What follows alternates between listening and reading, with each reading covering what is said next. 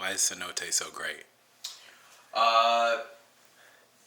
It's my favorite restaurant in the city. It's my favorite restaurant in the world.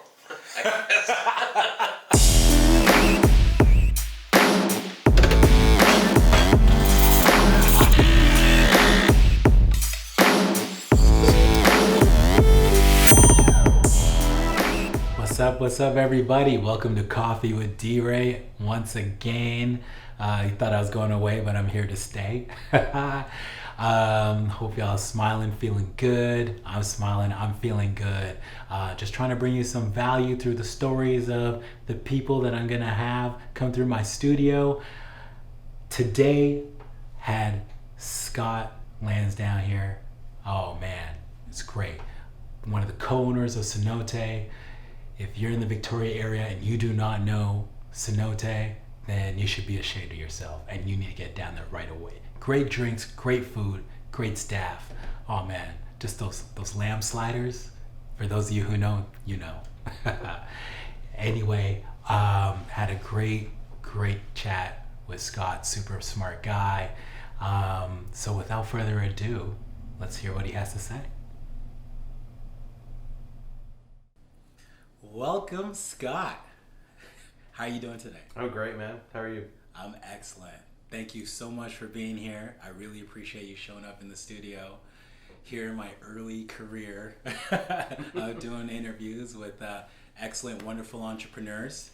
For those who don't know, Scott is one of the owners of the wonderful restaurant Cenote here in Victoria, British Columbia.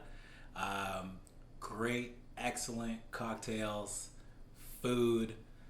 Love the lamb sliders. So everyone loves the lamb sliders. Yeah. Oh man, those late nights. So you're here because you're an entrepreneur, mixologist, very respectful guy, and super knowledgeable. So thanks again for taking the time. My pleasure. So for those who don't know you, tell us a little bit about yourself. Sure. So I've lived in Victoria for 15 years or so, and kind of grew up in Victoria, kind of about maybe a quarter of the year. Spent a lot of time downtown and fell in love with the city because it was a nice, sort of like light urban change from Kelowna, where I spent a lot of my life as well. I moved here 15 years ago and went to university for a while. And I was kind of pursuing that career path. And when I realized it wasn't going to be for me, had the opportunity to get involved with this restaurant. And it's been a roller coaster. And it's been awesome, and it's been incredible. And and just looking forward to where it goes next. Okay. So. What were you studying in university? Why you realized it wasn't for you? I was studying English and with a fair amount of like political science and philosophy mixed in, and the idea of pursuing a professor career was it sounded like the most exciting, desirable thing I could imagine. And after spent a few years in grad school, I realized that it. I think the glamour of being an intellectual is not nearly as realistic as the actual job itself and all the work and all this kind of stuff. I have mad respect for people who are able to pursue that, but I think ultimately I didn't quite know what I was getting into, so I decided against it. Yeah.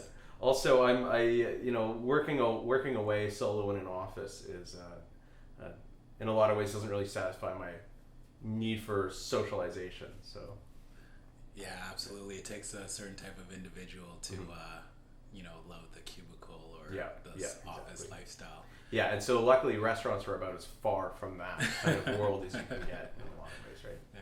So out of grad school, and then all of a sudden you just start making fancy drinks, or what happened there? Well, not exactly. No. So my friends had this opportunity to open Cenote, and I got involved, and honestly, just had absolutely no idea how to make and drink or do anything. I knew how to drink drinks, and I knew that I could kind of learn this on the fly. We had the opportunity to really kind of learn how to put this program together just as we went, and it's been a lot of slow growth. Luckily, the community of Victoria and a lot of our friends in the industry and all of our guests and patrons and have been so supportive the whole time. So I mean, it's like you really need folks who are willing to entertain you while you make the mistakes of learning. There's a story I tell a lot of the first margarita I ever made, which was for a good friend of mine sitting on the bar, and it was 2 ounces of tequila and 2 ounces of thawed lime juice concentrate from Cisco, and I mixed that together thinking a margarita is lime and tequila, isn't it? And I gave it to him, and he says, that is the worst drink I've ever had in my life. So no, it's certainly not like right out of the gate. It's been a lot of learning, but it's like I said, we're lucky enough to have a lot of folks, and I think that's true for a lot of people who are learning these types of crafts. Is if you can entertain them along the way, they're willing to give you a lot of the support and feedback and advice to help you get to where you want to be. Absolutely. Loyal support, community support, that's very and we're really lucky to have that. Mm-hmm. So, talking about the early beginning, yourself and 2 of your friends decided to do the restaurant. What made you decide to do the restaurant? Was the passion from everybody? And also, what would you say would be your guys' special ability to make the unit work and succeed? Sure. So to be honest, restaurants are not anything that I'd ever thought of before. It wasn't like a goal that I had. It was something that my friends had certainly more experience in, like a lot more experience in on the part of our chef Kevin, and like the opportunity and the drive and a lot of the vision of my partner Seth. And I kind of just stumbled into this, and they said, "You want to come along for this ride?" And I said, Yeah, I'd love to get involved. I like to say yes to things. I like to say yes to getting involved in other people's projects, and that's kind of how it started. It wasn't something that I grew up wanting to do, but it, eventually, I shouldn't say eventually, rather quickly, I realized that it was really, really for me. Yeah, there's something great about the tangibility of the product that you're offering. And alcohol. Well, alcohol is an indispensable part of it. But I always say, what the true product of a restaurant is an experience, right? Absolutely. And I feel that a restaurant, in a way, is an answer to a question, right? And folks say, what should I eat? Where should I go? How do I make drinks? What should I drink with this food? And even if you know how to cook really well for yourself and make drinks at your house, you might say, who should I do this with, right? And I want to do it in a social setting, or like, what music should I listen to? What's the whole gestalt of how the thing comes together? And so a restaurant concept is an answer to all of those questions, and that's what I think became really interesting for us, was realizing how it was really a form of theater, right? And it's a form of theater that relies a lot on improvisation, and it's a set that you're moving around every day. And as soon as you open the doors, a bunch of folks come in, and you know some of them, and you don't know a lot of them, and you're not sure what the night's going to bring. And so it's that improvisational kind of excitement around it, and that's what I think the product really is, and that's kind of what we've tried to aim for. Of course, you need excellent food and drinks along the way. Yeah. I can absolutely see why you enjoy it. That's a great analogy, having it be like a set, and you not really knowing what to expect, and adapt. Yeah. As well as interact with different people, different faces, and of course, no 2 days are really alike. No. Right? Yeah. Exactly. That's cool. So, one thing I've always wondered: so how does one earn the title mixologist? Right. Okay. So I'd be happy to address that, and I think To be honest, I think a lot of folks consider that a bit of a slur. Because and it's I think if you call one of your friends who's a bartender and mixologist, they say, hey, I thought you were my friend, why are you calling me that? And the kind of the reason for that is because it does have a lot of pretentious baggage around it. So I'll answer your question in a moment, but I do want to kind of front load this by saying I think the best bartender in the world is the one who can serve you the drink you want when you want it. And the best bar in the world is the one that can deliver that because the bartender is there. So I think that's kind of what a lot of bartenders try to focus on more honestly than the like high chemistry aspect of mixology. However, certainly the trend of like my generation of bartenders and before emerging out of I guess the beginning of the millennium has been to focus on this high concept drink production. As far as how you become it, I think it's really just a process of learning the classics and then learning how to riff on them and then just having the confidence to present something that's new and say, here, you might not have had this before because I just made it and please enjoy it, and people are going to say I love it or I don't like it, it's not for me. But it's really, I think, the ability to play around with incongruous ingredients, make them work together in a new way, and then have the confidence to kind of present that. Yeah. See, that's one of my favorite things, to watch the creativity happen. I'm probably one of the annoying customers. Or like, hey, I don't know what I want, but I like it sweet or spirit forward. Mm-hmm. So, you know, I know you're super busy, but I'd like you to come up with something for me. So. Yeah. Well, honestly, that is one of, personally, like my favorite order, right, in a lot of ways. Just make me something, because it's that's the sort of the crucible of creativity, and that's where new menu cocktails come from, and that's where you end up playing around with these ideas that maybe you didn't think these flavors could go together, right? And maybe you've got a brand new product on the bar that you haven't really played with, and you're going to mix it with this, and turns out, hey, that's a really interesting new combination, right? You don't really get that opportunity unless you're just doing it in kind of an R&D kind of mode, without guests ordering that in that way, that kind of annoying thing, right? So no, I think a lot of bartenders really enjoy that. I know I really do, because you get sick of making the same things over and over and over, right? Right, yeah. I was just waiting like how long I can pull that off before I start getting kicked out. Yeah. So personally, I really do enjoy your drinks. Like I said, I enjoy the lamb sliders, and I believe you mentioned one of your partners, Kevin. He's the chef. He's one of the chefs. Yeah. So what inspired the food and drink menu? Does Kevin kind of deal with the food, and you and Seth deal with the drinks? Yeah, exactly. Yeah. So Seth and I kind of manage the front. I take the helm on the bar and the drink program, and Kevin handles everything in the kitchen with the menu design, all that kind of stuff. What we've done for a long time is monthly features, and so that's sort of like we're talking about how guests at the bar can ask for something, and it gives you an opportunity to try something new. Having rotating features allows you to really keep your product fresh, your concept fresh, and allows you to try out new things, which will eventually, often if they're popular enough, like the lamb sliders started off as a monthly feature years ago. At the end of the month, they disappeared, and there was a public outcry. So, yeah, now they're on the menu, and folks love them. But I think, I mean, I can't speak fully for him, but I think it's a lot of, years and years of experience on his part.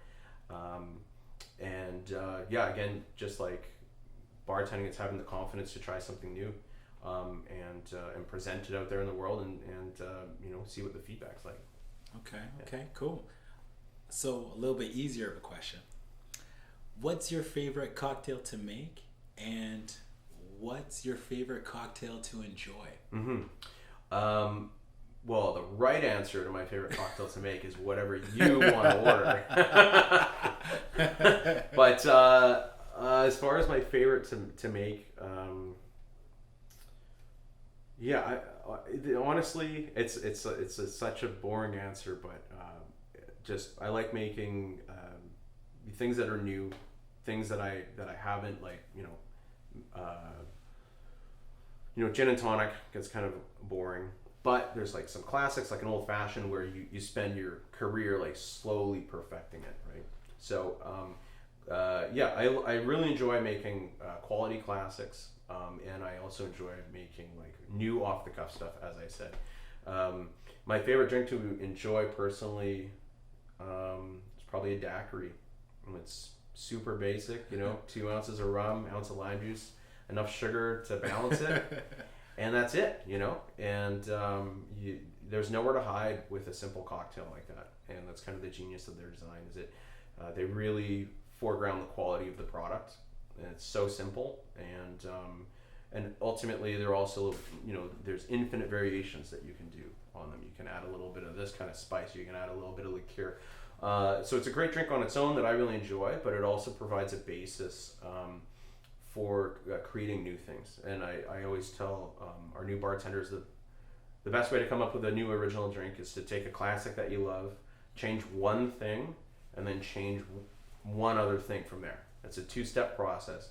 And that's kind of how you begin to have a new original drink, right? So you take a daiquiri, instead of regular sugar, you add maybe pineapple ginger syrup, right? And then you try that, and that tastes good, and then you add maybe some peach bitters to it, right?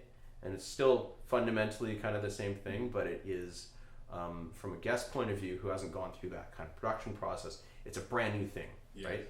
And yeah, so I would say that's probably my favorite drink to enjoy. It's a great outlet for creativity, and it's a hell of a tasty drink too. Okay, cool. That's I never would have guessed daiquiri, but no, I get it. I never understood actually that thinking process, because sometimes I like to play bartender at home, mm-hmm. And that's a good way. Start with a classic, change an ingredient, then change another. So I'll definitely keep that in mind. Let me know how it goes. Yeah, yeah. I need to actually make you a drink. All right. So a little more of a fun question here. So for the terrible patrons out there, what are a couple of your pet peeves that they need to stop doing? Right, and so I think, there's a lot of things that folks in the service industry have, like we all have these same ideas to a large extent. Fundamentally, I think if you go to a certain type of restaurant expecting an experience that obviously they're not there to produce, right? So if you go to a sushi restaurant and you expect to be able to get like fish and chips, you're going to be disappointed, and that's going to manifest in like it's going to upset the staff, and you never upset the staff in a restaurant. But so that's rather I guess a general answer. Be realistic about what you're going to the particular spot for.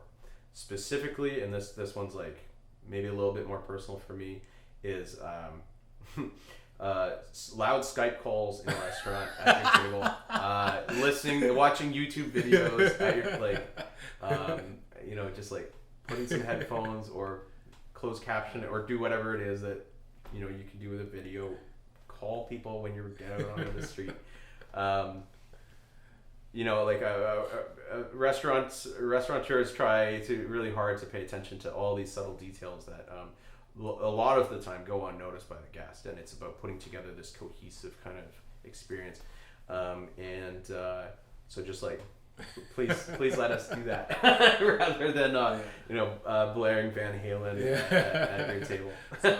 So take notes, everybody watching. Save your business Skype meetings for outside, and those family phone calls about your uncle, sister's brother's cousin for later. Here's a question I ask all my guests: in your particular case, a restaurant sucks a lot of time out of you, a lot of energy. So how do you manage your work-life balance? Like, is it, when do you know you need a break? Do you just work until you feel like you need a break, or do you just keep going until a loved one says, "Hey, you need to stop"? Or yeah. Do you That's a really tough question. It is one of those industries that it's very hard to draw that boundary, right? And part of that is because you're trying to put a personal touch on everything, and you're trying to make people feel at home, which means that when you're at home and you're trying to feel at home, you're kind of always thinking in that direction.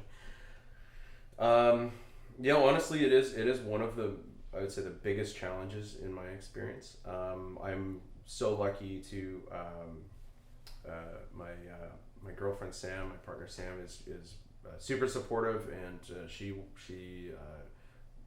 works in a totally different field, and understands that a lot of the time my lifestyle that kind of comes with this is a little erratic, and I get home very late at night, and then I'm often, like, as soon as I wake up, have to be back at work.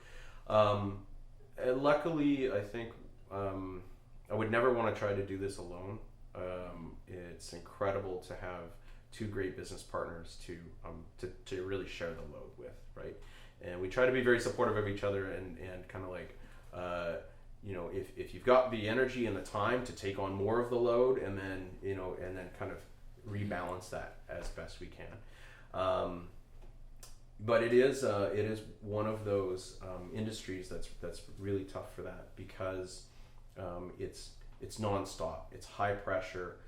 It's a lot of, as I say, like improvisation. You're kind of always thinking on your feet, and there couldn't be a greater discrepancy, for instance, between how people eat in restaurants with a napkin and often even a fork, right, versus how restaurant people eat, which is hunched over a garbage can. Yeah. Like, you got 90 seconds to get your dinner, and unless you're a smoker, there are no breaks, right? A lot of the time, and that's kind of, for better or for worse, is pretty standard in the industry. It tends to attract a certain, like, kind of a adrenaline junkie kind of personality, right? And people who really thrive on that rush. But that can be really hard to turn off when you're not at work, right? It's one of the things that causes industry camaraderie to be so tight, is because a lot of folks, they're going through this workplace insanity, and it's really great to be able to talk to somebody else who can kind of understand that. Increasingly, there's been a lot of attention brought to the mental health crises that are and the substance abuse crises that are really endemic to the industry, which is great. There's been tons of media about that. There's been a lot of groups opening up about it around North America. It's just not one of those things that you really expect, right? And you go into a nice restaurant, you have some drinks and some dinner, and then you go home, and often those people who are serving you don't get to go home. They're there for 10 hours straight, and they're on their feet the whole time.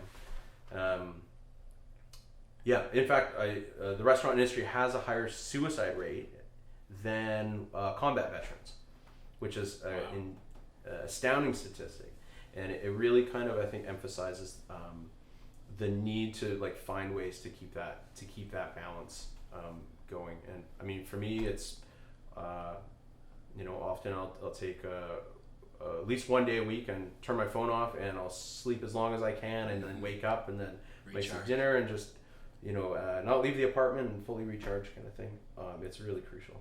Well, shout out to Sam for keeping you level. Shout out to the business partners, right? Yeah. Keep that balance going. Absolutely. I can imagine just people, like you said, the adrenaline type personality, and you're always on the go, and it's hard to get that downtime, and then it's the next party to keep that energy going, or something, and it's really hard to recover. So I could see it. Yeah, and you're always expected to keep the party going, So it's important to be able to turn that off, and it is something that really takes a lot of time to figure out how that is.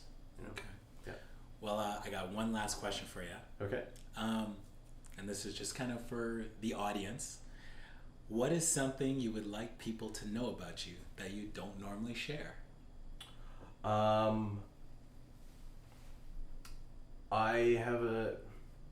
I'd share a lot.